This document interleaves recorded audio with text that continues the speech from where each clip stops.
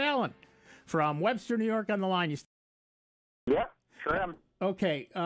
Steve had some interesting things to say about backup. Yeah, one of the things that we run into a lot in our repair shop is people bring in their backup drive. So they back up to an external USB hard drive, which is okay. But then they delete the file from their main drive and think that's okay, and it's not. So they bring in their backup drive and say, my backup drive failed. I need you to recover my photos. And it's, well, it says your backup drive, so just use your original. Oh, I deleted them. Then it's not a backup anymore. You want to have 2 copies of your stuff. So if one drive fails, you have another drive, at least 2. Well, let me. And a lot of places call that the 3-2-1 backup. 3 copies of your data on 2 different media, and one of them should be offsite. Right. And in terms of offsite, one of the nice things that you can use is a product called Carbonite. Yep, I know about it. Okay, good. And for everybody else, it's $60 a year. It does automatic backup to the cloud. It's unlimited storage. You can also back up external drives, and of course you can get remote access to your files. Now that's a beautiful thing, and the reason it's beautiful is that first word, automatic. The real problem with backup strategies is when you make them manual, they will fail because you're human. I had a machine this morning where I plugged the hard drive, internal hard drive died. She gave me her backup drive. I plug it in. The last automatic backup she ran was August 2010. 2010, yeah. Yeah. So you need to have automated backup because the computer will not skip one because it's tired, or it'll get to it tomorrow, or whatever excuse you normally give. So you want to have automated backup. Now, what that means, of course, is you might want to leave your computer on all the time. But if it's a desktop, that's not a big deal. Especially for the first, week that it will take to upload everything. Right. And then it just does changed files, which is fast. Right. But I would. Another question on a recovery drive. I've made 2 to the flash drive. Now that I've loaded all the applications and customized Windows 10 the way I want, should I go back and remake the recovery drive, or doesn't it matter? Yes, you should go back and remake the recovery drives. And I might even make it on a different set of media, so you can have a clean Windows recovery, and then you can have all my basic stuff recovery. Right, thumb drives are cheap. I have. The recovery drive is on a flash drive. The backups are on external drives so far. Now, one thing about flash drives, they're cheap. Some of them are too cheap, and they fail. You're right. So check it every now and then, or something like that. Yeah, some of the better brand names. So if you put your important file on a flash drive and you got it free with your box of Wheaties, check it every now and then. Make sure it's still there. Right. Well, I have 2, so yeah. All right. I think that's about it. So okay. I appreciate your advice. Thank you, Alan. All right. Have a good one, guys. Have fun. There's. Are we allowed to talk about that? No. Okay. I have it in my pocket, but we can't talk about it yet. Right. It's important. Backup is important. We've talked about this many times. As computers get more sophisticated, as we use them for more things, as they inveigle their way into our entire lives, we have to be system administrators now. We used to just be able to use our computers. Now we have to manage our computers. And if you don't manage them, you're going to be that person who comes to somebody like Dave or Steve and says, my computer died and I don't have a backup. What do we do? Yeah, and we start crying now. And we put everything on it. And people always ask us, well, why did it fail? Things break. Especially with spinning hard drives. Spinning mechanical things fail. We thought SSDs would be better, but the way SSDs work, it damages the cell to write data to it. So companies like Backblaze and Google, who use trillions of drives, have found out that SSDs fail at a rate of about 20% per year. And the other thing that folks do, just like hard drives. Just like hard drives, yeah. They may be fast, but they fail just as fast too. But what some folks will get very complacent in doing too is, they say they get this laptop and they see the 2 partitions. Oh, yeah. So they start backing and they think it's actually a separate drive. Yeah, they throw it up to the D drive. Well, that was, there was a lot of space there. I backed it up to there. That's where my backup is after the hard drive dies.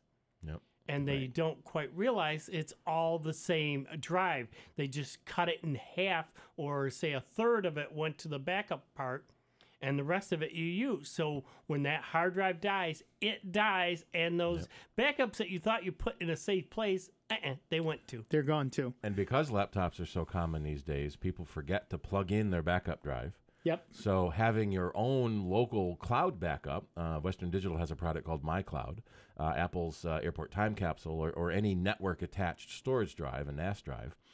You can back up to that drive on your network wirelessly, wherever your laptop happens to be. And you can back up the multiple computers you probably have in your house to that one bigger drive. Right. And you don't have to remember to plug it in every time. Right. We hear that a lot in our store. My last backup was 2 months ago because I forgot to plug it in since then. Yep. And that's why we say something like Carbonite Yep.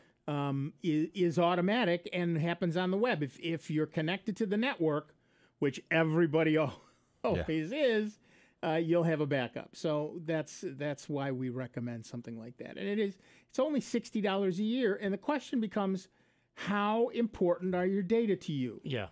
If you don't care if you lose them, then great, go for it. Yeah. You know, here's let it die. Would Here's you the one thing cry? that I can't stress enough, though, is save the pictures, the documents, the photos, and all that other stuff. As far as programs, forget it. You don't have to save You them. don't have to back up your programs. It does you no good, because if your system crashes, those programs just can't be copied over. They have to be reinstalled with the original software back into the system. So don't waste your time or effort.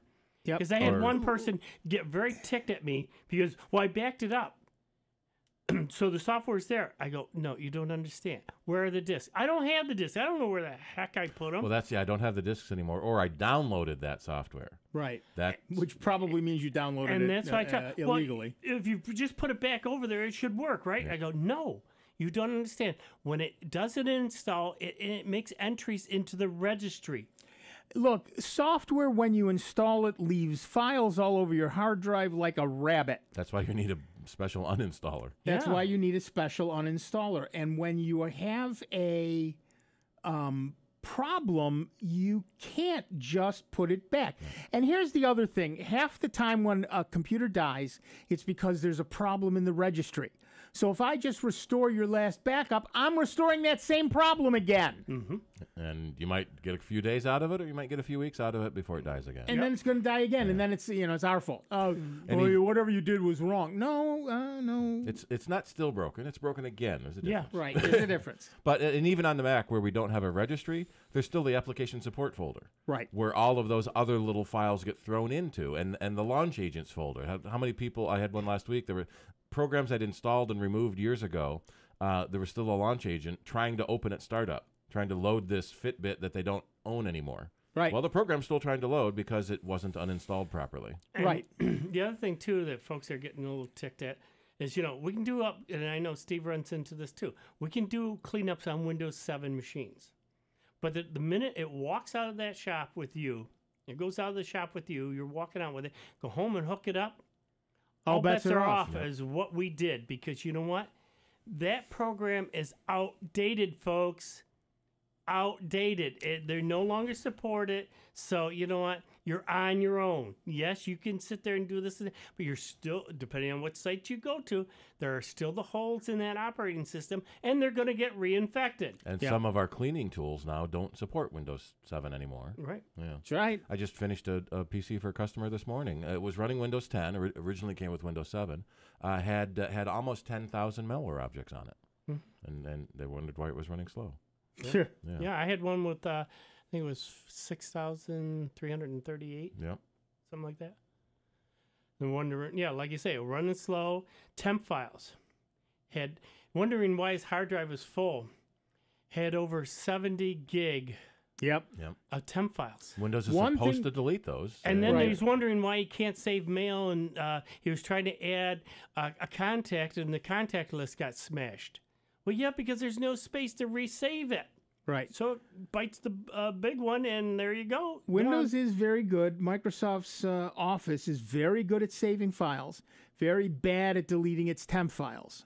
Extremely. And sometimes the temp files are invisible, so you can't find them. Well, right. And that's what's why, taking all the space in my folder? Right, and that's why having the right tools to do that stuff is a good idea. All right, back to the phones. Our next caller is Mark from Greece, New York. Hi, Mark. What's up? Good afternoon, gentlemen. Hi. I can't. Oh, two things. One thing, I cannot boast enough about Cobian backup. Sure. I think it's great. It works great. You can set a schedule. It's a free program, and it works spectacular. Yep. So, if you're looking for a backup program, you go, oh, I can't find one. Well, Cobian's pretty decent if you want a local backup. Well, and that's the big thing. That is local backup. Yep. Right, and so it doesn't meet the 3-2-1 rule, but it is a very nice product. Well, it's one of the two. Right. And then you need another one of the two. Right. Actually, you could do a 4-3-2-1 backup because I've got, like I told you before, I've got that safe specifically made for fire, water. Yep. And it's got the hard drive built right into it. There are data ready fire safes that have a USB port. Yep. And that becomes your local but still fire resistant. Fire, water. Yep. It can survive in I think they said on there like 20 feet of water for 24 hours. Yep. So, pretty amazing stuff that they've got out there. Yeah, and really a lot of cool. people. The other thing I wanted to say is 3-4 years ago, I bought a used computer from a gentleman that had Windows 7 on it. It was an old Dell Optiplex 745. Mm-hmm. So I think that originally had maybe XP on it. And then he upgraded it to 7. Then it upgraded to 10. Then it upgraded to both the creators updates. And it's only running 4 gigs of memory, but we only really use that for my kids to do their writing their homework on, like in Office, that's all it really gets used for. It doesn't get used for anything other than that. Mm-hmm. And I have a gateway here from 2012 that I can't get it to update to any of the creators updates, but yet this thing, updated with a breeze. Well, a lot of it has to do, we're finding, with drivers. I couldn't believe that old computer must be running some sort of hardware that's very, very popular. Well, and very generic, right? Yeah. And that's the difference. If you've got a device, some device in your system that is either not very generic or discontinued, or I suppose both, updating will be iffy at best and possibly impossible. That's why we always tell people, make sure that your drivers are up to date before you do any sort of Windows update. Make sure you've downloaded the latest versions and installed them, or at least have them ready to install if you're moving from 7 to 10 or whatever. Because Windows is not good at third-party drivers. Right. And never has been. So you may find that other machine is upgradable once you download all the right set of drivers. Yeah, I think there's a video driver problem with the gateway. Yep. And I updated to the latest drivers they had for it, but still, it gets so far it reboots, and I get a blank screen, and I can't see anything. Yep, it's just a blank screen, and no matter what I do with that video driver, yeah, I cannot get it to update. It's just stuck at the original Windows 10 update. Yep, we see that more often than not, and either finding the right driver, or it is very possible with a machine that's fairly old, there is no updated driver, and so the only thing you can do at that point is either not upgrade or change the video card. Yeah, it's onboard video, so I was thinking maybe buying a fairly inexpensive video card, a new one. As long as it works with Windows 10, you're good. Yeah, and see if it'll upgrade, because the computer still runs really nice. Right. It would be a shame to get rid of it. Right. For something like that, but I can't believe that Optiplex. Well, like I said, we see that a lot. A lot of very old machines and inexpensive machines, which the Dell was, yeah, are are generic enough that they can be upgraded much more easily than some of the newer machines. Yeah. Well, thank you, guys. All right, thanks. We're going to take a quick break. Back in just a couple of minutes with Dave Enright, Steve Ray, me, Nick Francesco, and you. It's 39 minutes after the hour. It's Soundbites. It's member-supported Jazz 90.1. It's America's longest-running computer show. Back to more Sound Bites with Nick, Dave, and Steve. Next on member-supported Jazz 90.1. Listen, as a hiring manager, I've got to tell you, the best job candidate isn't always the typical candidate. Sometimes they're a grad of life. Meet the grads of life. Young adults of unique determination and experience. An ideal fit for your company in an entry-level position, internship, or mentorship. They might not have every qualification you typically look for, but they're exactly who your company needs. Sometimes the best candidates aren't the ones you're used to. Go to gradsoflife.org to learn how to find, cultivate, and train this great pool of untapped talent. Brought to you by the Ad Council and gradsoflife.org. Debt. If you get in too deep, members of the NFCC, the National Foundation for Credit Counseling, can help you put debt in its place. Credit cards took charge of my financial life. A certified credit counselor helped me get back in control. Student loan debt followed me wherever I went. NFCC taught me all I needed to know. Connect with an NFCC certified credit counselor at your local member agency today. We'll help you put debt in its place. Go to nfcc.org/stopdebt or call 877-410-6322. These days, it's easy to have information overload. Sometimes I just want to kick back, hear my favorite music and the news that affects me. That's why I stay tuned into my local radio station. When important news happens in my part of town, I hear it from them first. For the best entertainment, sports, news, weather, and traffic, anytime, anywhere, I stay local. Support your local stations. Text RADIO to 52886. Furnished by the NAB and this station. Message and data rates may apply. Reply STOP to opt out. We all come together and stand together to serve our veterans. We invest in the latest technology. We take the time to train the next generation of doctors and nurses. We work together to make sure we heal their bodies and their minds. This is our mission. More than 300,000 of us working as one, together with families and loved ones. No matter where they live in this country, we'll be there. We stand strong, united. Stand with us in caring for our veterans. My son Aiden has asthma. Secondhand smoke has triggered his asthma so badly, he ended up in the emergency room and spent multiple nights in intensive care. Now he's on a whole bunch of medications.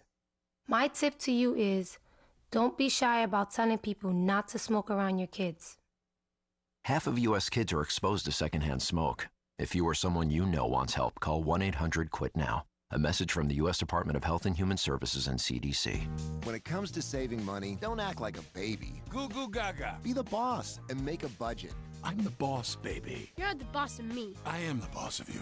Are not. M2. Are not. M2. Need a little help? Aren't you going to do any work? I'm very busy delegating. Create a personalized savings plan. We could share. You obviously didn't go to business school. And get other tools and tips at feedthepig.org. Brought to you by the American Institute of CPAs and the Ad Council. Jazz 90.1 weather. Some of the nicest weather of the next several days will be ours to enjoy today across Rochester, Western New York, and the Finger Lakes, with intervals of clouds and sunshine and a southerly breeze. The high temperature in the upper 30s. Becoming cloudy tonight with a bit of snow after midnight. The overnight low into the mid-20s. Blustery, colder with areas of lake snow and flurries for Sunday amounting to a few inches, especially on the 104 quarter, the high in the upper 20s. I'm meteorologist Josh Nichols for Jazz 90.1. And currently right now we've got 32 degrees out, a few clouds out there at the airport, and 39 here at member-supported Jazz 90.1. Hi, I'm Joelle Van Buren. Please join me every weekday morning from 7 till 10 here on members-supported Jazz 90.1. Welcome back, everybody. I'm Nick Francesco. I'm Dave Enright. And I'm Steve Ray. And at 43 minutes after the hour, we are Soundbites. I'm going to hit back up one more time. What a great Christmas present it is to give yourself... or someone you love. Or someone you love, the gift of backup.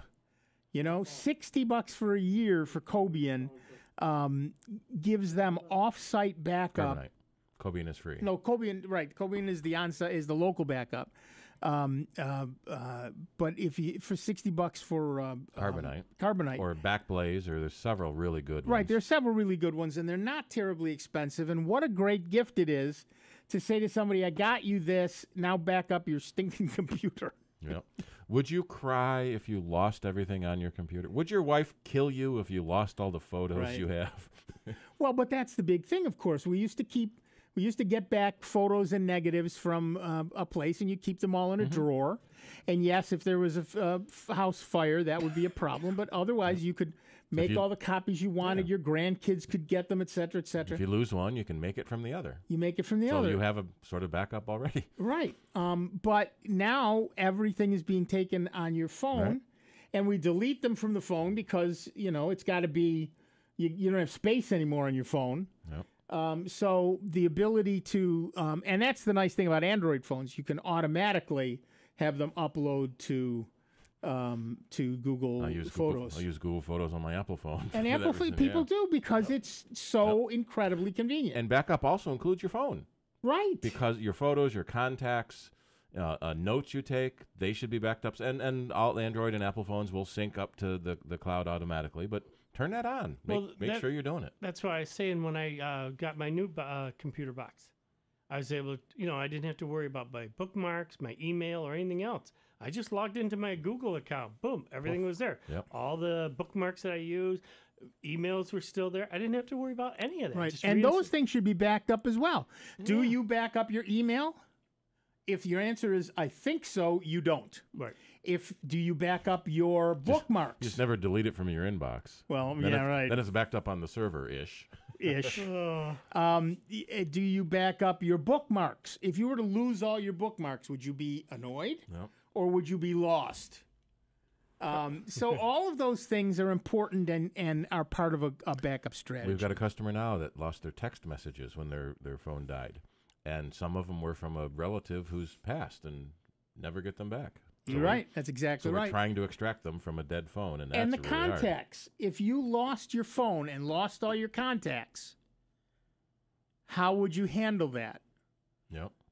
Particularly since for many of us nowadays, a lot of them will be business contacts, family members we've lost touch with, et cetera, and people don't remember numbers. They just know, nobody does anymore. They look up the name and boom, it dials it. Or they can sit there and say, okay, Google, call this person or call that person. I don't even know my own number. I have to look it up in my phone. Oh, golly, Ned, that is the truth.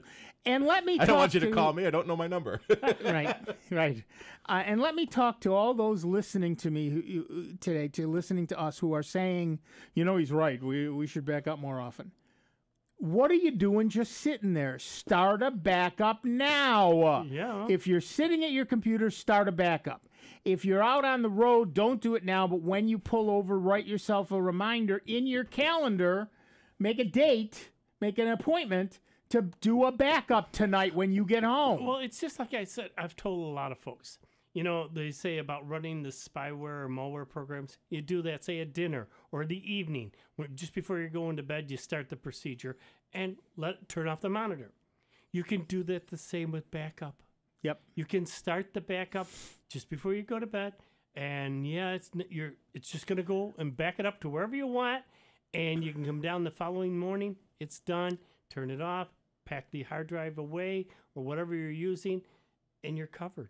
I have a routine that I have set up on my computer. First, it does the antivirus scans and all the malware scans and that stuff, and I know how long that's going to take. Yep. When that's done, it kicks off my backup to the cloud, and I know how long that's going to take. And when that's done, it kicks off the backup to my local offline storage, and I know how long that's going to take. And then I back it up to an actual real second hard drive on my computer, and I know how long that's going to take. So I know when each one is going to start and stop within 15 minutes, right? I give myself some leeway. Yeah. And so by the time I get up the next morning, I've got backups done. And I've got them in several places. And it was already done for you, just because it's taking up the initial and it's automated. And to set it all up, make it happen. No, it just does. And I did that once. And now here's how I back up. I don't turn my computer off.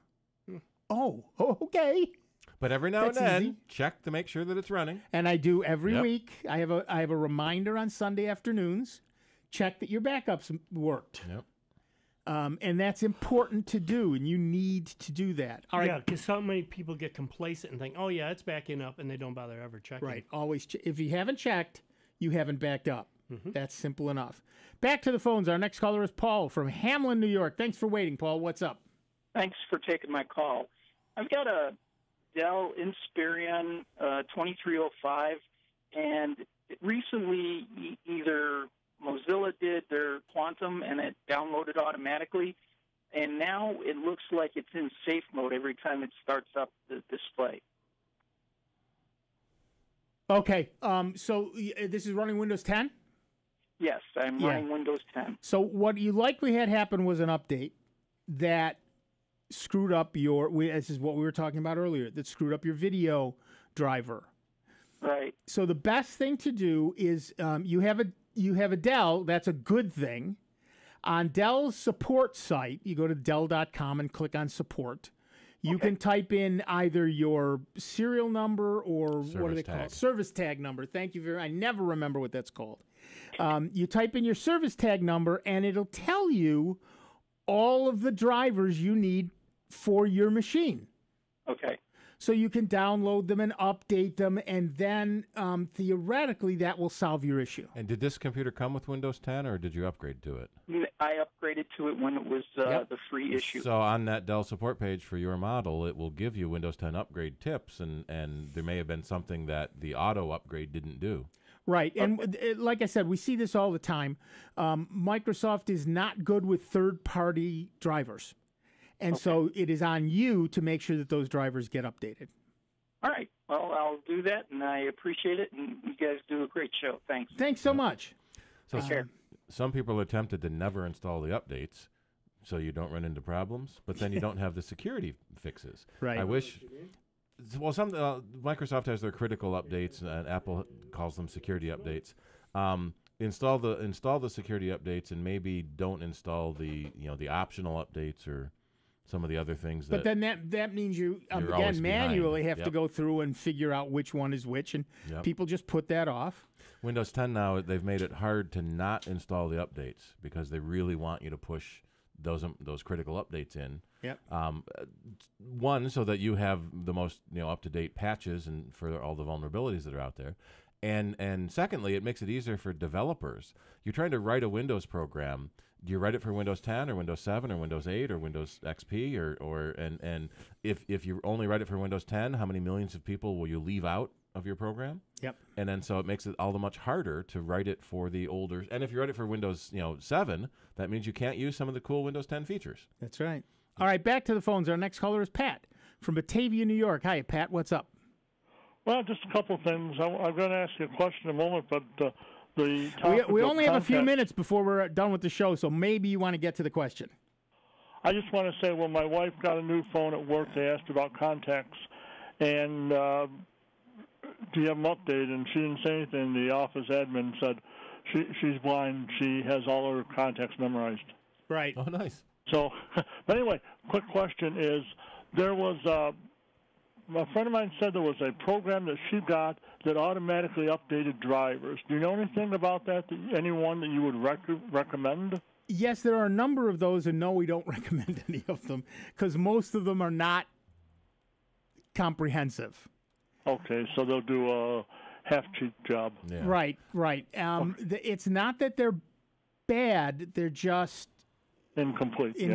That's the best way to put it. Yeah, the one in Windows is kind of the best one there are. Right. There are, like I said, there are a number of them, but they don't. I suppose if you ran 3 or 4 different ones, that but maybe. Yeah, but no. Yeah. Okay. It's like everything that's easy just doesn't really work. Right, exactly. The old-fashioned elbow grease. Right, and that's what's lovely about sites like Dell and a couple of others. With a name brand computer, there's one site to go to. Right, so you can go right there and they know what was put in your... Now, if you change something, then that's on you. But for most people, you buy a Dell... Obviously, you buy a Dell laptop, you're not going to change any of the hardware that's in it. And many Dell desktops, people don't change the hardware that's in it. Dude, you got a Dell? Yeah. Well, that was Paul had a Dell Inspiron. And so you can go right to Dell's website and go to the support place, put in your service tag, and boom, you're done. Yeah, but the name brands, Dell, HP, Toshiba. Right, they all do this, and it makes life easier for everybody. It's not 100% automated, of course. You still have to do the installation yourself, but it's still better than. So you go to their website to see if there's any updates? Is that Yeah, how it basically the way it works is you go to the support site for that manufacturer, and they ask you to put in the service number or the tag number or the whatever it happens to be, the serial number. They all do it a little differently, and it tells you, it knows what was put in your machine when it was built. So you and don't, it gives you all the drivers for those things. so you don't have to go to the Ethernet company separately, from the video card company separately, from the motherboard company separately, from the audio board company. So you still have to do the install, but it gives you all those drivers in does once. it check your machine somehow to see if it's current, or do you? No, it strictly has a database of what was put in that machine when it was built, which is why I say if you changed something, now it's on you. Right. Okay. Sounds good. Thanks, guys. Have fun, Pat. Yep. We'll see it. It's this is of course another reason we recommend Chromebooks. They just are easy. But the fact is that one of the things we have to be very aware of now is drivers. That was not an issue when 95 or XP was the machine, or even 7 was the thing. But the minute we went to 8, and certainly for up to 10, they changed a lot of the underlying architecture, which meant the drivers changed, which means you will run into trouble eventually. Sooner or later, you will run into trouble. So we recommend that before you do an upgrade, we've been saying this for years, before you do an upgrade, gather up all of your drivers, and after an upgrade, every once in a while, check to see if there's new versions of drivers out. And as Pat said, it would be great if there were a program you could run that would do all that. Well, there's a dozen of them, but none of them is complete. And they don't do it reliably. So if you were to rely on one and it failed you, that's not a good thing. It could mess up the whole machine. It could mess up the whole machine. Especially if it puts in the wrong video driver and they're thinking, oh, well, it's close enough. Right. And then all of a sudden you're staring at a black screen. Right. That's exactly right. So that's why we recommend, particularly for those of you who have one of the name brand machines, to do it that way. Or from a local vendor, they often will have a driver update service they can do for you. Right. Because they know what they put in it. Right. And if you build your own machine or you have it built by a local vendor, ask for a list of those devices. They will provide that to you. And then you can then go to each of those manufacturers and look for the latest on those devices. It's an easy thing to forget, but it is something you have to do if you want to maintain the integrity of your computer. And as we use our computers more and more, then we definitely have to worry about maintaining that integrity. And again, before Dave says it, I will say that it is so much easier with a Chromebook. You can do 99% of what you want to do without thinking ever. Yeah. Without thinking. That's why it's one of the many reasons I use a Chromebook. I did this for 20 years professionally, and now I like the fact that I don't have to do it on my Chromebook. I still do it on my Linux box. I still do it on my Windows laptop that I take to classes. But and that becomes more and more of an annoyance. Remember when it used to be fun to tinker with your computer? Yes, I do. I do remember that. Well, I may be old, but I'm not that old. I remember that. Yeah, a number of folks, they're sitting there and wondering, well, I want to get, matter of fact, I've got one friend that runs a business, and we got talking, and he says, well, I got to think about getting another computer. I said, well, then get a Chromebook. Chromebook? I said, yeah, $200-300, and it'll do everything that you want to do. You surf the internet, check your email, and work with photos, right? Yeah. Chromebook it is. And that's I just finished a book called Chromebooks for Seniors.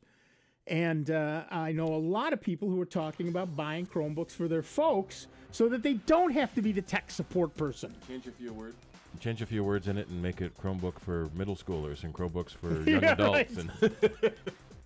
All right, that music tells me you've wasted an hour of your life with this nonsense, but hang on, because we're going to do it all over again on the other side. So relax for a couple of minutes, and we'll be back with Dave Enright, with Steve Ray, with me, Nick Francesco, and with you.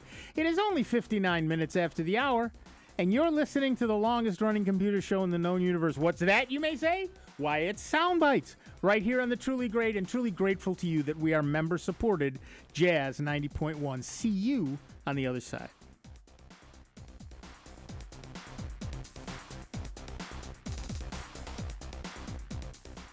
Computer talk you can understand. More Sound Bites is next on member-supported Jazz 90.1. WGMC Greece Rochester, a public service of the Greece Central School District, Jazz 90.1. On Twitter at 901jazz. Strong winds could fuel the flames in Southern California, where wildfires have scorched more than 173,000 acres.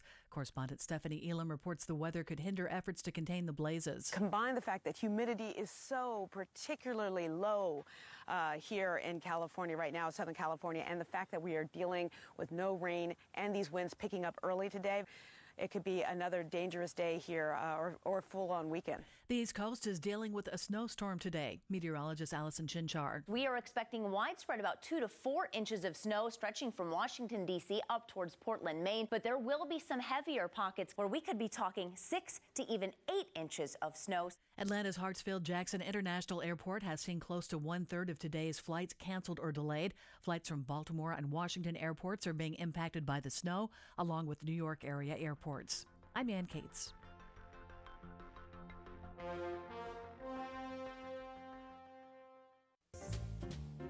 Are you planning a vacation? Take the great savings you receive with your member card with you. Order a travel card to enjoy 2-for-1 benefits while you're away. Visit membercard.com/jazz901 to order travel cards and pay just a small fee to cover shipping and handling. You can also use the Member Card mobile app to take advantage of benefits at your destination. Don't have a Jazz 90.1 member card? Become a member today at the $90.10 level and above to receive yours. Hey, at our startup, my team and I move at the speed of tech 24/7. Bottom line, I just want the news that matters. So I turn to my local radio and TV stations. I want to hear from people who live and work in my town, people I know and trust. For the best entertainment, sports, news, weather, and traffic, anytime, anywhere, I stay local. Support your local stations. Text RADIO to 52886. Furnished by the NAB and this station. Message and data rates may apply. Reply STOP to opt out. Do you want to learn English? Visit usalearns.org. Our website offers hundreds of interesting videos and educational activities for learning English online. More than 7 million people around the world have used USA Learns to increase their job opportunities and improve their lives. Use your computer, laptop, or tablet and start learning English today at usalearns.org. Now, through December 20th, you can register to win a stocking full of great jazz CDs as part of the Jazz 90.1 Stocking Stuffer giveaway. All you have to do is email contests@jazz901.org with your name, address, phone number, and why you think Santa should bring you, or someone special to you, this wonderful gift. And you could win. Don't have access to email? Simply send a postcard to Jazz 90.1, 1139 Maiden Lane, Rochester, New York 14615 with your information, and you will be entered. The winner will be announced during Rob Linton's Christmas Eve celebration, Sunday, December 24th at 9 p.m. You can only win the Jazz 90.1 Stocking Stuffer giveaway if you have not won any other contest or giveaway within the past 30 days. Complete contest rules are available by calling 585-966-2660. Happy holidays from Jazz 90.1.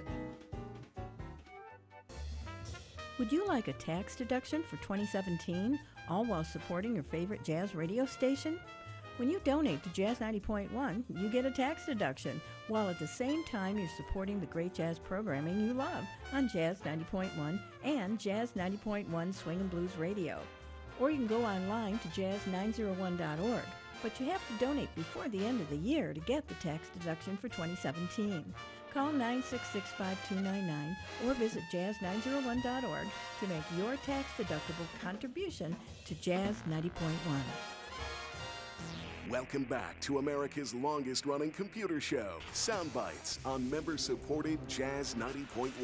Get online now. Call 966-JAZZ. That's 966-5299. Toll-free 800-790-0415. Or submit your question by email at soundbytes.org. Once again, here's Nick Francesco, Dave Enright, and Steve Ray on member-supported Jazz 90.1. Welcome back, everybody. I'm Nick Francesco. I'm Dave Enright. And I'm Steve Ray. And at 4 minutes after the hour, we are hurtling headlong into the second hour.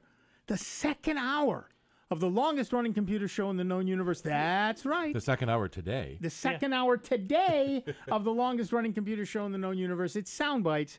It's right here on the lovely, charming Jazz 90.1. Well, we should continue, because a lot of folks, of course, they can't hear what's going on after, once we go on break here. And that's good. Yeah, because, we're getting into right? the discussion right now that more and more folks are finding ways to cut the cord. That's right. And there's another incentive coming up if you have Time Warner or Spectrum cable, excuse me, cable TV, and you don't have a box now. So you've just got coax plugged straight into your television.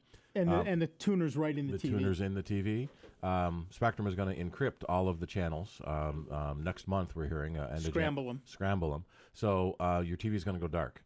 And you're going to have to rent a box from Spectrum for $6 a month in order to watch those channels on a TV that doesn't already have a Time Warner Spectrum box connected to it already. Yeah, and I have coming up on 2 years now that I've cut the cord, and I got to admit, I don't miss it one bit. I've got, like you said, the HD antenna, and you can hardly see it. I got it hanging on the window, so I get all my local channels, 8, 10, and 13, and the CW, and even some others. There's others around that you can watch, and it's like, I don't watch it. Bounce TV and things like that. Right. Yeah, and then there's also, I then go to my Roku box, and I have Sling, and I can subscribe to that, which only costs me $30 a month, $29.99. Right. And I get all the channels along with this other package that I added on, the Hallmark channels and the DIY type of stuff. And there are now ways to do essentially what you can do with a DVR, right? So on a DVR, you can record stuff to watch later, or you can do on demand and that stuff. The same concepts can be done with these boxes if you know what you're doing and how to get to the stuff. The internet is your on demand. Yeah, exactly. Yeah, and it's there. And it's cheaper. And that's what people are getting tired of because, the cable companies and all that say, no, you got to accept this. And it's this package. Well, you don't want sports or you didn't want the QVC channels and all that. Too bad. That's in the bundle. The one thing I have found is that the cable TV is the easiest and most convenient.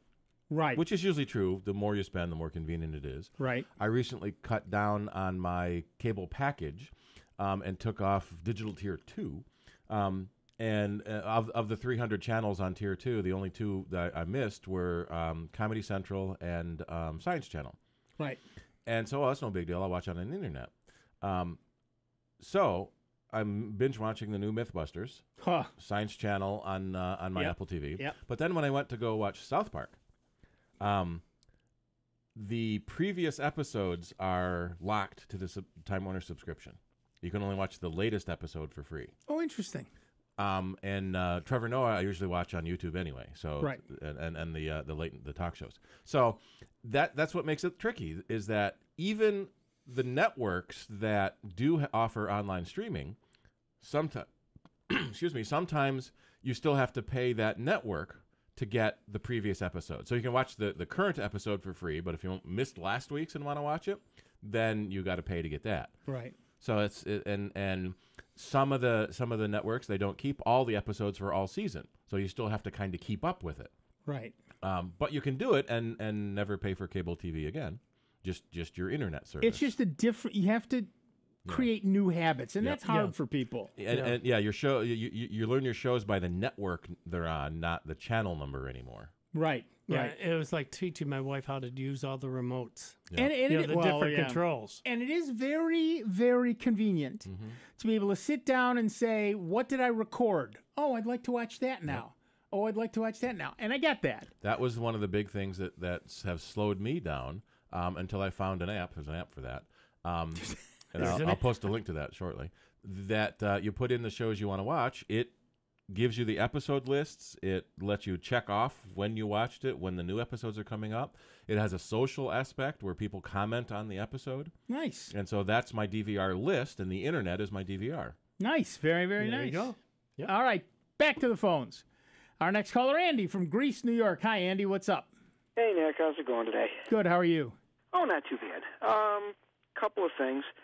To follow up on what Steve was just talking about with the way the networks are protecting their stuff, the CBS All Access and the way they're running that makes it, if you're a Star Trek fan, it makes it very difficult to watch the Discovery show, or the new Star Trek Discovery. Right. And I have a feeling that's one of the reasons the ratings have been down.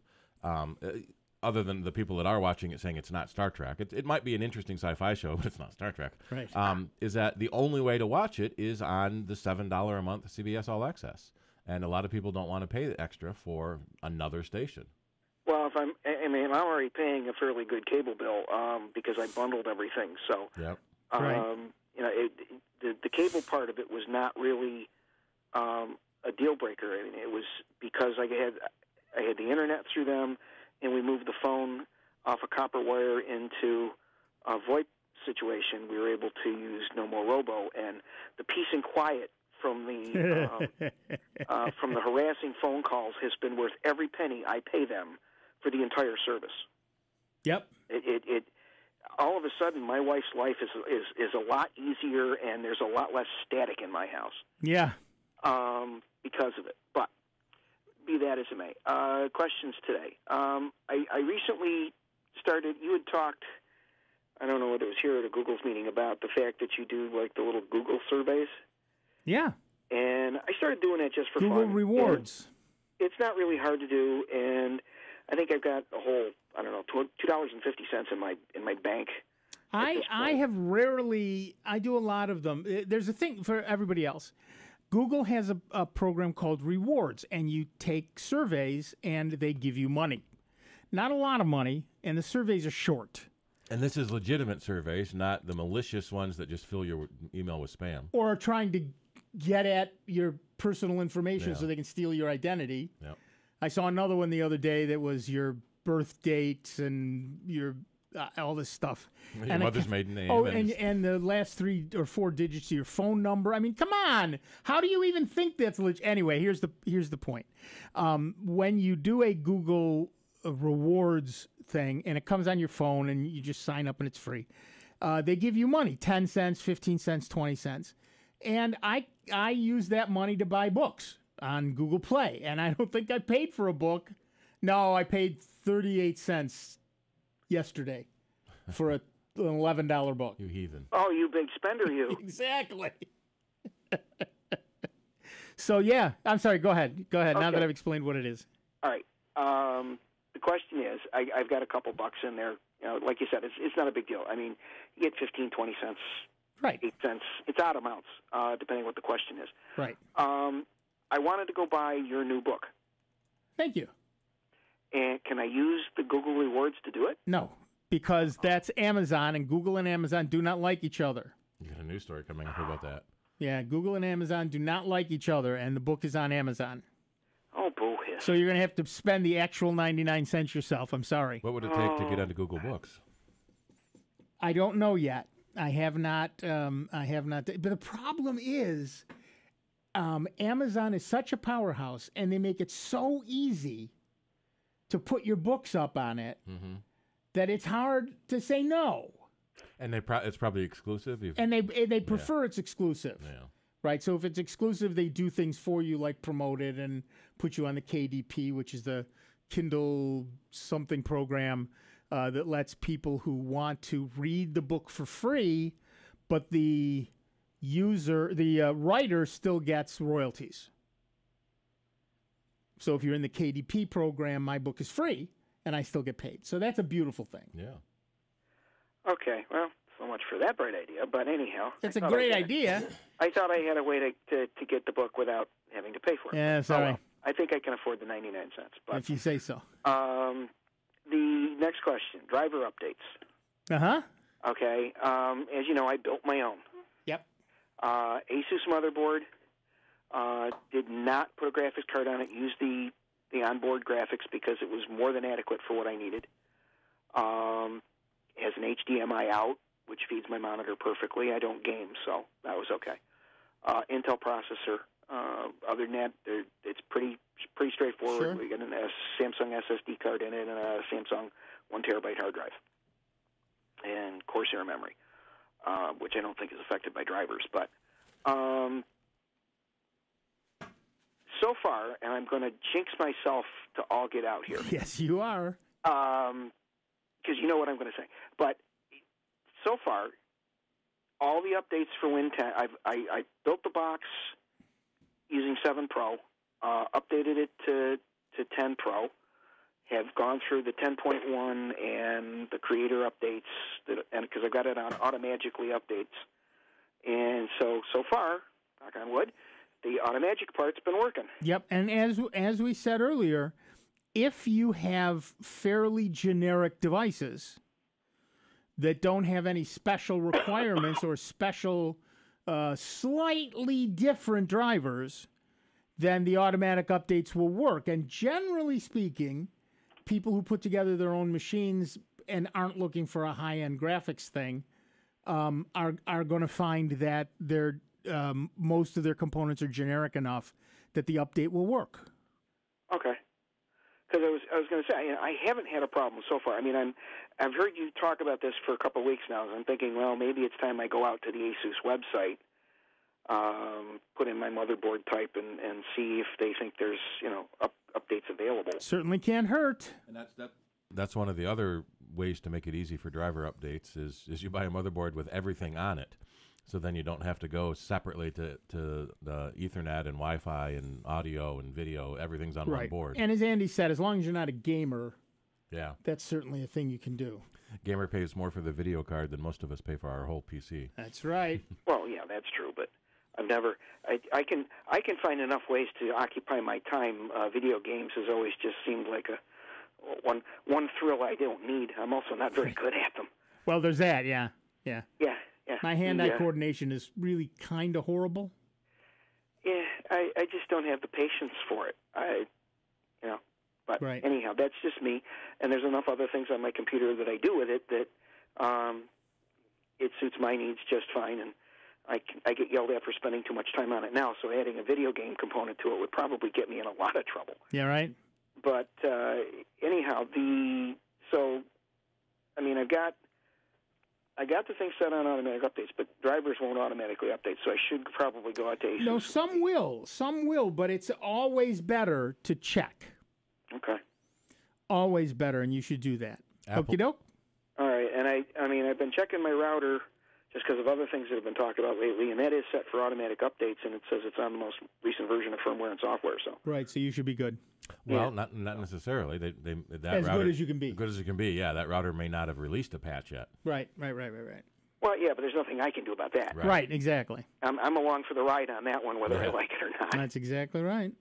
So, all right. Well, that sounds reasonable then, and I'll just have to go out and put the 99 cents in Amazon's coffers and hope you get your share. Thanks. I appreciate that. Thanks. No problem. I keep telling my wife that her next computer, when her HP laptop dies, is going to be a Chromebook.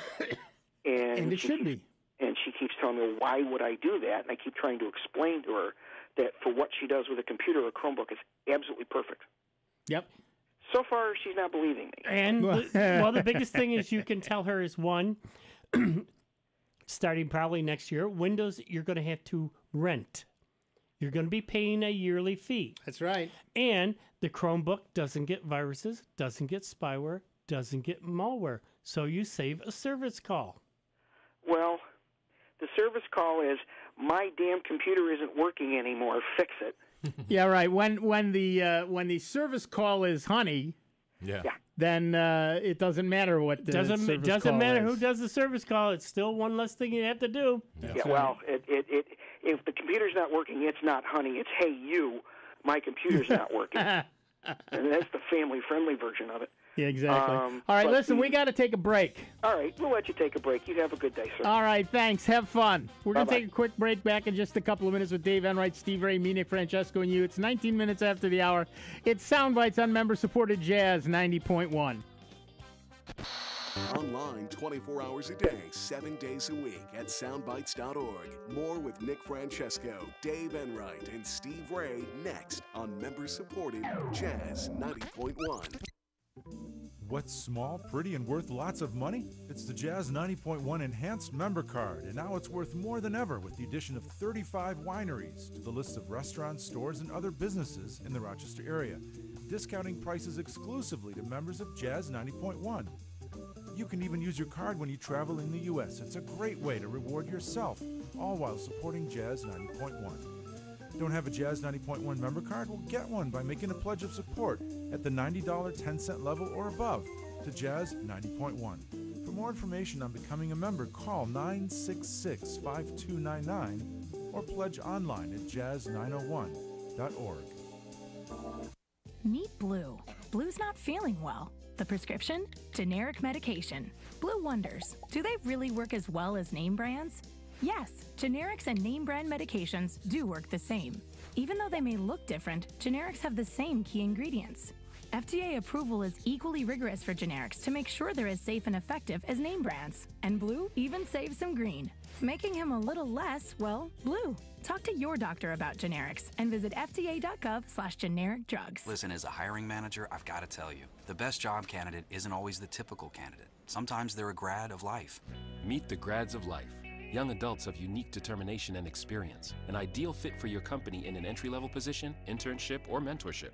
They might not have every qualification you typically look for, but they're exactly who your company needs. Sometimes the best candidates aren't the ones you're used to. Go to gradsoflife.org to learn how to find, cultivate, and train this great pool of untapped talent. Brought to you by the Ad Council and gradsoflife.org. Hello, I'm Hector Elizondo, and I want to talk to you about getting older. My body hurts, my joints ache, and sometimes I forget.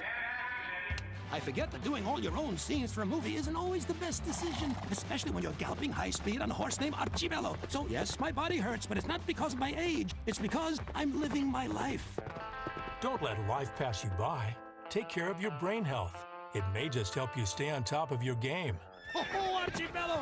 Learn more at brainhealth.gov. I never get the flu. My kids don't need more shots. I don't have time. We're all healthy. No matter how you build your excuses, the flu can blow your house down. I can't believe I used up all my sick time. I missed a week of school during finals. Now my baby has it because of me. The hospital? Keep your foundation strong. Vaccinate. You might not know everyone in your community, but if you did, you'd see that people in recovery from mental and substance use disorders are all around. Reach out for support and begin your recovery journey. Join the Voices for Recovery. Strengthen families and communities. For confidential information on mental and substance use disorders, including prevention and treatment referrals for you or someone you know, call 1-800-662-HELP. Brought to you by the U.S. Department of Health and Human Services. And now, your Jazz 90.1 weather. Some of the nicest weather of the next several days will be ours to enjoy today across Rochester, Western New York, and the Finger Lakes, with intervals of clouds and sunshine and a southerly breeze. The high temperature in the upper 30s. Becoming cloudy tonight with a bit of snow after midnight. The overnight low into the mid-20s. Blustery, colder with areas of lake snow and flurries for Sunday amounting to a few inches, especially on the 104 quarter, the high in the upper 20s. I'm meteorologist Josh Nichols for Jazz 90.1. And currently, right now, we got partly cloudy skies, 35 degrees out at the airport, and 38 here. Member-supported Jazz 90.1. Hi, this is Otto Bruno. Join me tomorrow from 12 to 2 on member-supported Jazz 90.1. Welcome back, everybody. I'm Nick Francesco. I'm Dave Enright. And I'm Steve Ray. And at 23 minutes after the hour, we are Soundbites. rounding out several days of operating system updates that included iOS 11.2, tvOS 11.2, watchOS 4.2. Apple rolled out Mac OS High Sierra 10.13.2. For supported Macs on Wednesday, you can download the update now from the Mac App Store. The update offers no new features. Rather, it is focused mostly on enterprise and security updates. You may not be in an enterprise, but you need security. Customer-facing changes includes improved compatibility with some third-party USB devices, accessibility changes like improved voice-over navigation and preview, and Braille in the Mail app. The enterprise updates improve keychain performance and fix a few bugs. As for the security updates, Mac OS 10.13.2 includes a permanent fix for the widely reported and previously addressed root user credentials bug, several issues related to the Intel graphics driver, Mail app encryption issues, and more. This is the second major update to Mac OS High Sierra, which after 10.13.1, which addressed the crack Wi-Fi vulnerability, added new emojis, and fixed several bugs. It also improved performance when using credentials stored in the keychain to access SharePoint websites that use NTLM authentication, which, unless you're in a business, you probably don't do, and resolves an issue that prevented the Mac App Store and other processes invoked by launch daemons from working on networks that use proxy information defined in a PAC file. That's a lot of geekery, but it's important. If you change your Active Directory user password outside of users and groups preferences, the new password can now be used to unlock your file vault volume. Previously, only using the old password would do that. This update also improves compatibility with SMB home directories. That's Windows, basically Windows home directories, Windows directories. When the SharePoint contained a $sign in the name, a lot of people were having issues with that, and that's all fixed. So have you installed the update already? Give us a call, 585-966-JAZZ. It's 966-5299, toll-free 1-800-790-0415. I almost think we've had a lot of customers have problems with the 10.13.2 update. No, he hung up. That was before the break. Oh, I told you about the other one. Oh, he's a different guy. Different guy, yeah. Sorry. Yeah, we've had several customers with problems with the 10.13.2 update.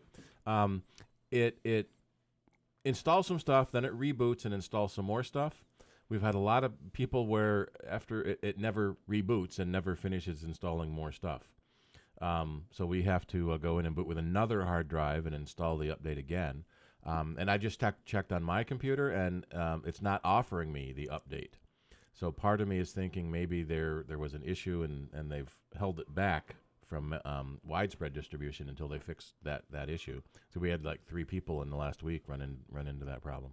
Yeah. All right. Don't be first is the bottom line. Yeah, ain't that the truth? All right, back to the phones. Our next caller is Steve from Greece, New York. Hi, Steve. What's up? Well, good afternoon, gentlemen. I have a question and a comment. Okay. So you're there. Many, many times you guys have talked about removing the temp files. I tried to do that. Back in the XP days, basically you just did a fresh reboot, search for temp, and delete them all. The ones they were using didn't delete. It was easy back then. Is there a strategy or a way to find the temp files you can remove?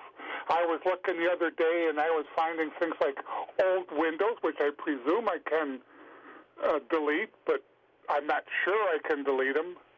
How do you... Here's the deal. There's a step-by-step in the Security Tango. Yep. Under Windows, there's one for 7 and 8, and there's another one for 10. And you can just follow the one for 10, obviously, or 7 or 8, depending on what you've got. And that gets rid of many of them. Not all of them. Nothing really gets rid of all of them. And this is one of the things that we've been complaining about Windows since Windows 3, is that Windows and in many ways the culprit really is Office.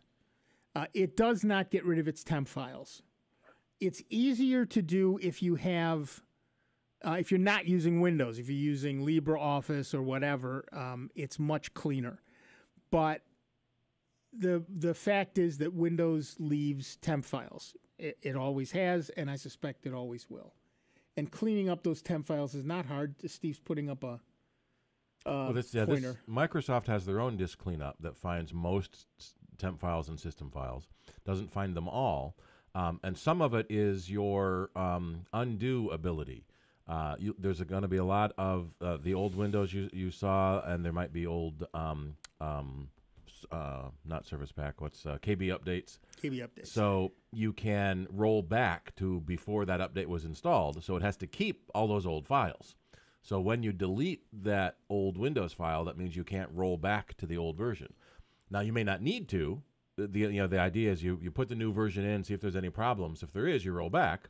If there are no problems, you forget, and all the disk space is being used. Right. Okay.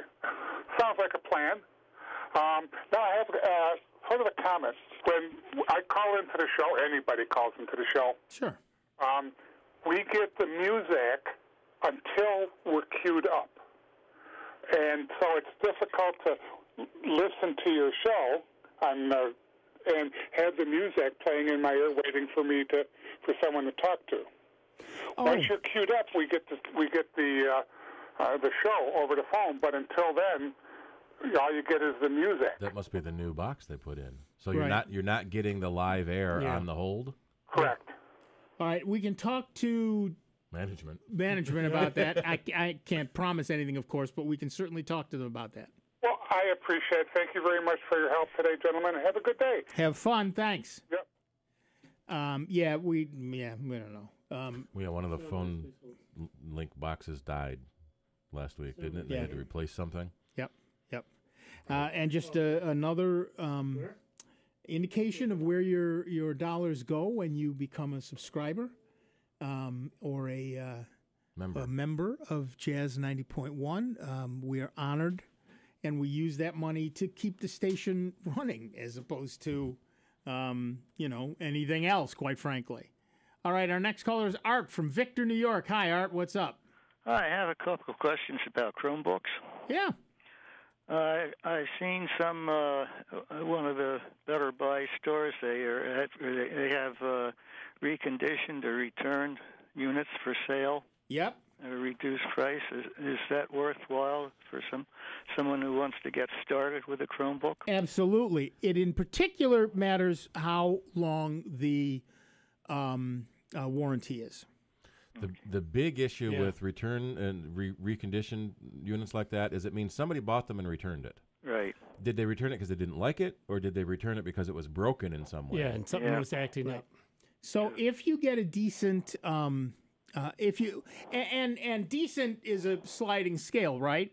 If you pay $100 for a Chromebook and it's got a 6-month warranty, that's pretty decent. If you pay $200 and it's got a year warranty, that's also pretty decent. Mm-hmm. So, you have to be the sliding scale is yours, not something that's. And usually on a Chromebook, I would say you could tell whether it's working right faster than you would on a desktop.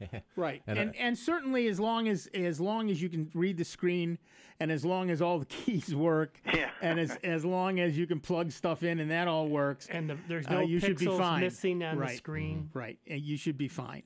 And I'll tell you one thing. I have the very first Chromebook I ever got was the original Chromebook. It was the reference model. They weren't even selling them yet. This was one Google made in order to show manufacturers what should happen. That Chromebook still works to this day. Wow. And so I'm pretty sanguine about new, used, whatever when it comes to Chromebooks. There's so little that goes wrong. If you're not typing on it with a hammer, you're not going to hurt it. And if it runs, it'll run till it, like we said earlier in the show, everything dies eventually. Yeah, but usually the major failures happen in the first few weeks or months. Yeah. Exactly. So, whatever you buy. My big problem is I don't have internet service. So I would be using it in the library. Yep. The Wi-Fi system. Sure.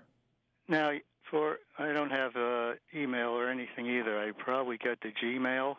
Right. The basic deal here is you sign up for a Gmail account. That account is the same. That username and password is the same username and password you use to log into the Chromebook. Okay. That means that you now have access to Gmail and a calendar and the Google Drive and Google Keep and all of the Google products that are specific to you now. So you have your Gmail, your Drive, your et cetera, et cetera. So now, how is security in the library Wi-Fi system as far as the passwords go? well, Google, the Google system is all running on HTTPS. When you look at the URL, that S stands for security. Right. So as long as you're seeing that, you're pretty secure. Is everything 100% secure? Of course not. But it's awfully good at being secure. One of the things Google is good about is they're horribly paranoid about people stealing their stuff. So they try at least to be very, very good with security. Now, I also don't have a credit card. Okay. Is that going to be any problem with the Google services? No, all the Google services I mentioned are absolutely free. Okay. You can pay for certain upgrades, for example, and things like that. But no, if you wanted to buy a book, you'd have to have a credit card or a PayPal account or some other thing. What I would mainly use it for is surfing the net. And my main interest is downloading semiconductor data sheets or something, so I can put it on the computer and then review them, work on them at home. All free. Okay. Yeah, that sounds good. Yeah, Chromebooks are a fairly inexpensive way to do any of that stuff. One of the things you'll find is the less expensive Chromebooks have a little less storage available to them than obviously the more expensive ones. Yeah, but they all have the bigger ones with right. What is it? 64 32K gig or whatever. Right. meg. But all of them have USB ports, and many of them have SD card ports. So you can always, you're downloading your data sheets. You can collect them on an SD card and remove them from the internal storage. Ah, good. That's nice. Yeah. So you can always keep them, just not necessarily have access to them all immediately all the time. Yeah, that's no problem. Right. So I'll have to trade in my IBM 5150 boat ancher now. Oh no! It's a shrine now. Yeah. Are Anyone you kidding? collect them? Not that I know of. 5150s. With the loaf of bread size, what was it, 160 meg hard drive? Oh, you got the 160. I had 20. Ooh. I had two 20s in my machine, and I felt so rich. You want to upgrade to 160 meg?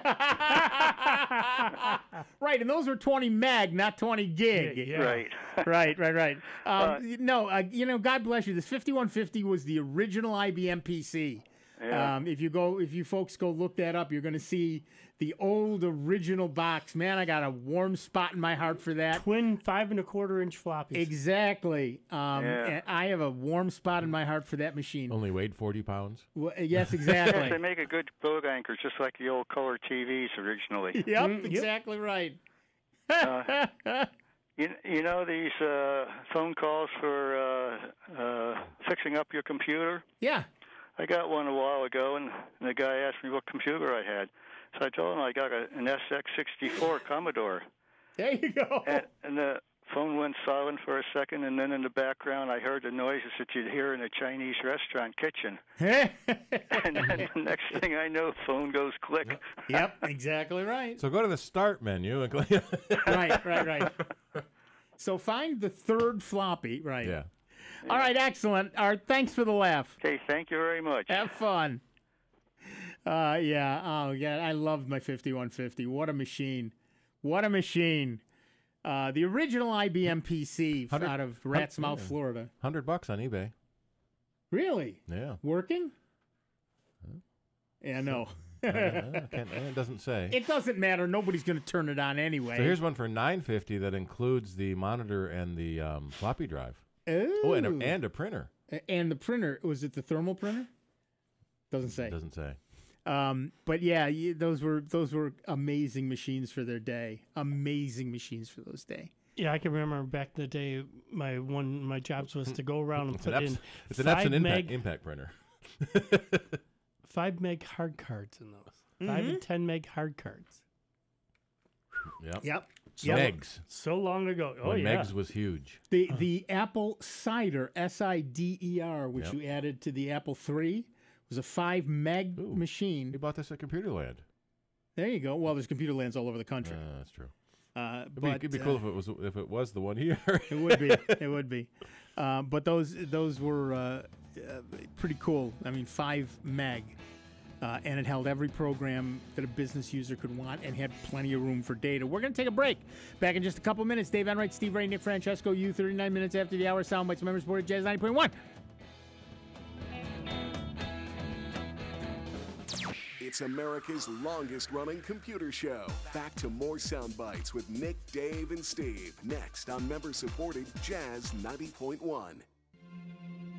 We all come together and stand together to serve our veterans. We invest in the latest technology. We take the time to train the next generation of doctors and nurses. We work together to make sure we heal their bodies and their minds. This is our mission. More than 300,000 of us working as one, together with families and loved ones. No matter where they live in this country, we'll be there. We stand strong, united.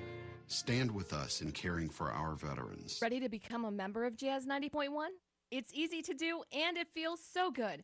Just call 966-5299. That's 966-JAZZ. Or pledge securely online at jazz901.org. And remember to check if you work for a company that matches donations. This could double or even triple your pledge. Anytime is a good time to become a member of Jazz 90.1. These days, it's easy to have information overload. Sometimes I just want to kick back, hear my favorite music and the news that affects me. That's why I stay tuned into my local radio station. When important news happens in my part of town, I hear it from them first. For the best entertainment, sports, news, weather, and traffic, anytime, anywhere, I stay local. Support your local stations. Text RADIO to 52886. Furnished by the NAB and this station. Messenger data rates may apply. Reply STOP to opt out. My son Aiden has asthma. Secondhand smoke has triggered his asthma so badly, he ended up in the emergency room and spent multiple nights in intensive care. Now he's on a whole bunch of medications. My tip to you is, don't be shy about telling people not to smoke around your kids. Half of U.S. kids are exposed to secondhand smoke. If you or someone you know wants help, call 1-800-QUIT-NOW. A message from the U.S. Department of Health and Human Services and CDC. The success of any business depends on its ability to offer value, a great quality product or service for the right price. Businesses themselves need to get value for the things they need as well.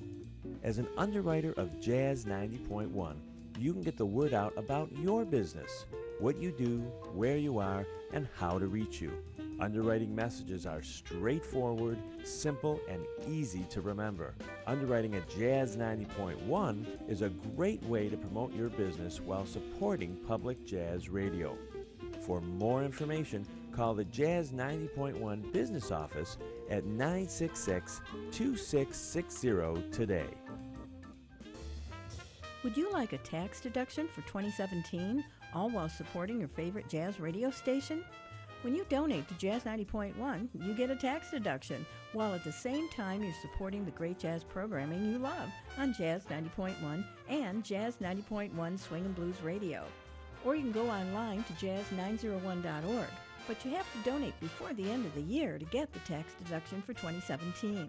Call 966-5299 or visit jazz901.org to make your tax-deductible contribution to Jazz 90.1. Here's the latest Jazz 90.1 weather forecast.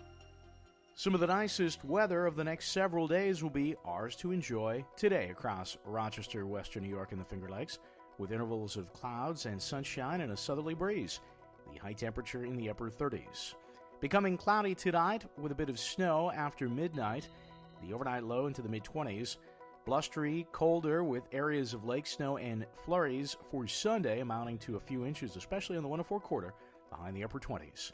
I'm meteorologist Josh Nichols for Jazz 90.1. And currently right now we've got partly cloudy skies, 35 degrees out at the airport, and 38 here at member-supported Jazz 90.1. This is Rob Linton. Join me weekdays from 4 to 6 on member-supported Jazz 90.1. Welcome back, everybody. I'm Nick Francesco. I'm Dave Enright. And I'm Steve Wright. And in 43 minutes after the hour, we are Soundbites. Is this the Lunatic Fringe? We are it. We are definitely at our callers. Oh, no, that's Eminence Front, not Lunatic Fringe. Sorry. Right. And we have Larry from Rochester on the line. Welcome, Larry. What's up? Good afternoon, guys. I heard you, Nick, a while back say that you wrote a script that runs a number of backup items and things like that in the background. Yes. I recently did the paid version of malware Bytes, and so now it runs in the background all day. I have Sophos Home, which is a free version that I use as also for scanning the Mac. But it obviously, the home version, it doesn't do things automatically, and every now and then I forget to run it. So I guess my question is can I use Apple Script to program that to run automatically? Well, yes. But the Sophos Home does do a real-time scan of downloaded files. Okay. So it will catch virus. I keep getting messages that I have viruses in my email. Right. Windows virus coming through email. So the Sophos Home does do that. AppleScript is a high-level scripting language, and it depends on what script commands each program allows it to have. So you would open the AppleScript editor and then open that program and see if there's any AppleScript commands in it. Frustratingly, we're seeing AppleScript getting less and less implemented in third-party programs. You can probably make a cron job in Bash, but it depends, again, if those programs have command line equivalents with command line switches. Okay. Now, I've actually never used AppleScript before, but I figure if I sit here a while and fiddle with it, I can probably figure it out. Yeah, AppleScript is a pretty English language script language. English language script. Does that make any sense?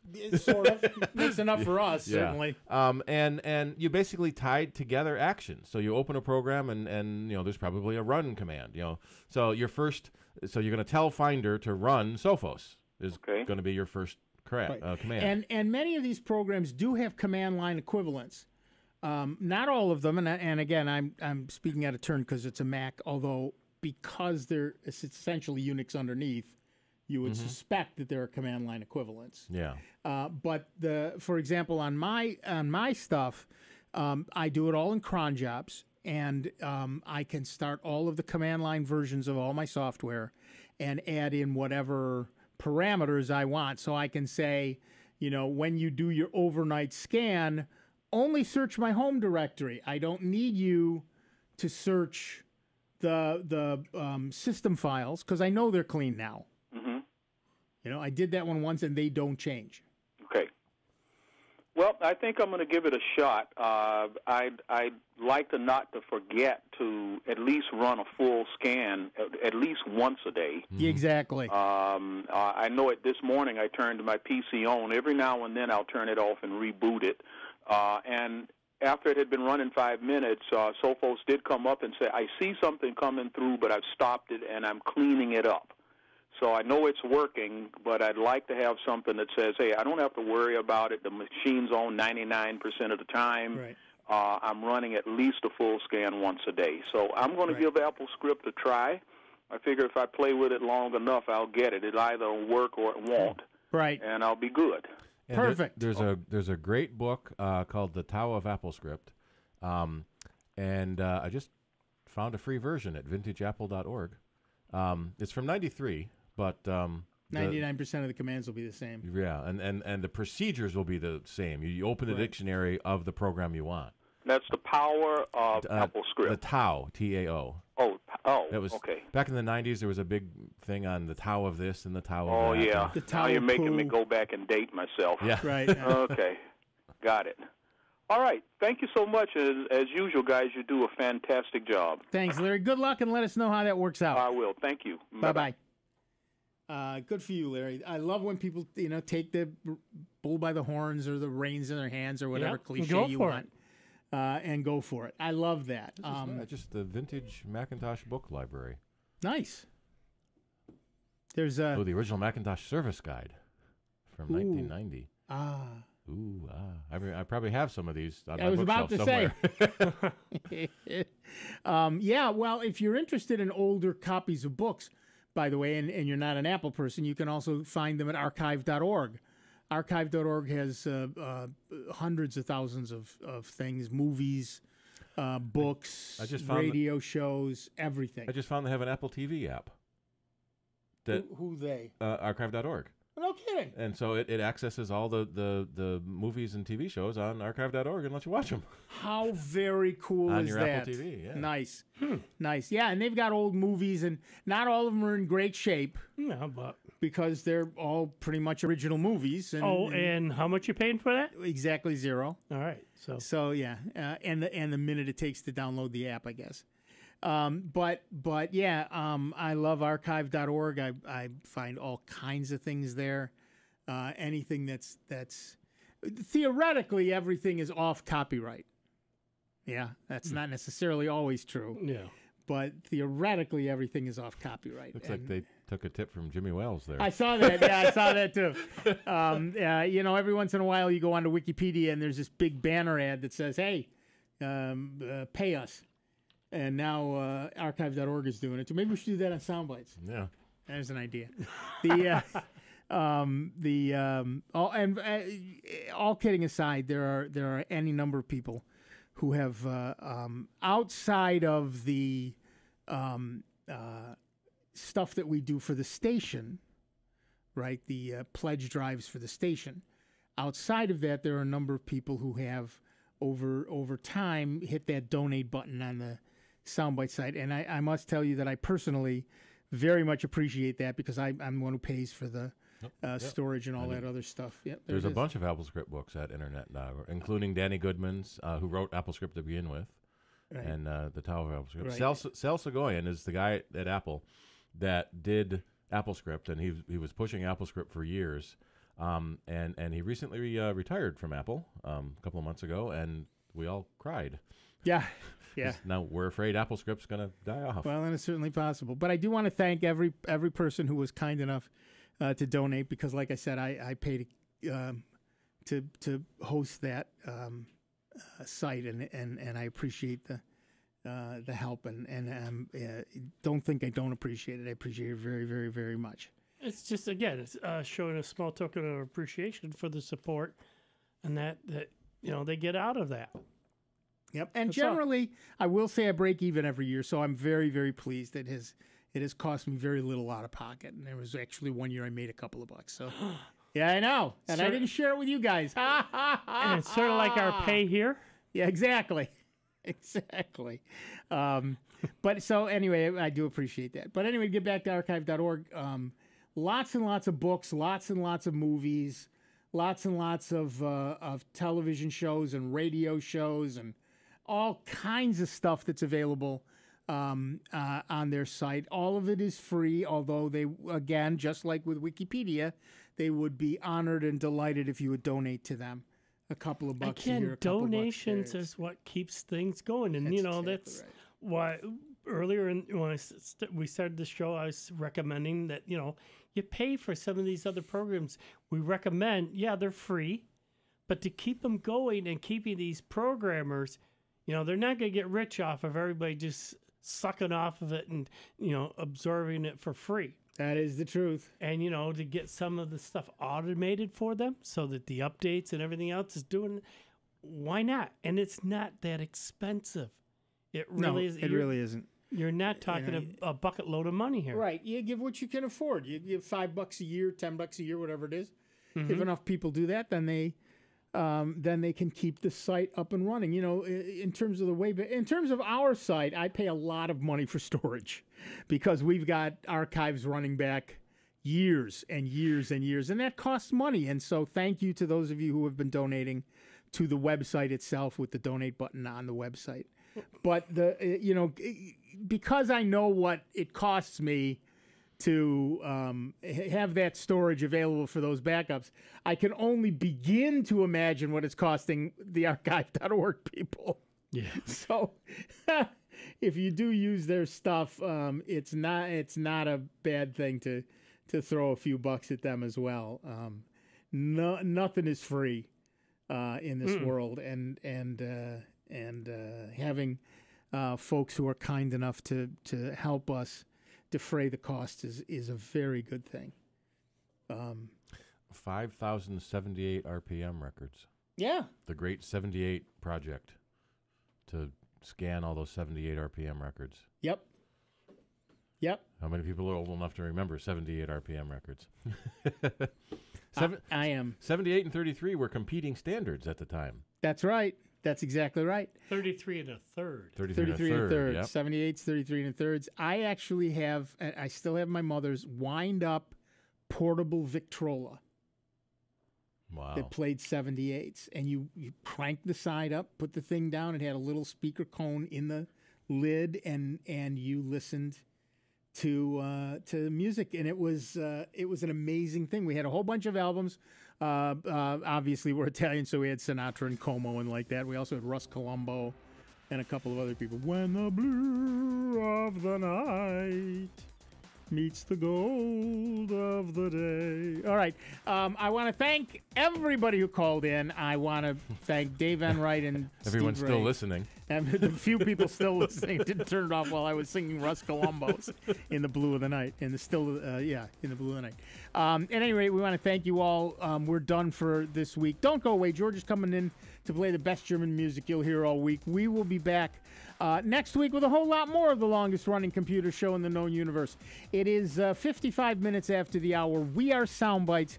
This is member-supported Jazz 90.1, and we will see you in just 166 hours. Be good to each other. Here are the Jazz 90.1 Club calendar highlights for Saturday, December